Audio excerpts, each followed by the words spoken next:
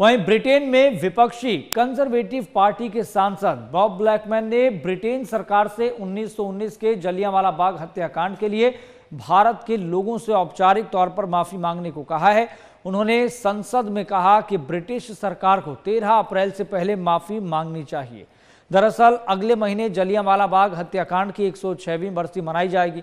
British सांसद Blackman ने अपने भाषण का एक वीडियो सोशल मीडिया प्लेटफॉर्म पर भी शेयर किया है, जिसमें उन्होंने कहा कि बैसाखी के दिन कई सारे लोग शांतिपूर्वक तरीके से अपने परिवार के साथ जलियांवाला बाग में शामिल हुए थे। इस दौरान जनरल डायर ने ब्रिटिश सेना की तरफ से अपने सैनिकों को भेजा और मासूम लोगों पर तब तक गोलियां चलाने का आदेश दिया था जब तक उनकी गोलियां खत्म न हो जाएं। उन्होंने कहा कि जलियांवाला हत्याकांड ब्रिटिश साम्राज्य के इतिहास पर एक काला धब्बा है। इसमें 1500 लोग मारे गए थे, 1200 लोग घायल हुए थे।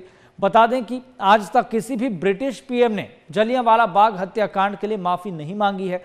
हालांकि कई ब्रिटिश नेताओं ने समय समय पर इसके लिए खेद जाहिर जरूर किया है, लेकिन आधिकारिक तौर पर माफी नहीं मांगी है। Now, on the 13th of April 1919, families gathered very peacefully in the Jallianwala Bagh to enjoy the sun, enjoy a day out with their families.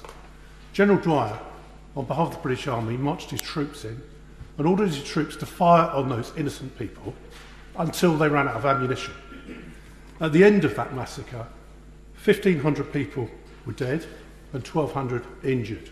Eventually, General Dwyer was disgraced for that stain on the British Empire. In 2019, the then Prime Minister, Theresa May, recognised this was a stain on British colonial rule in India.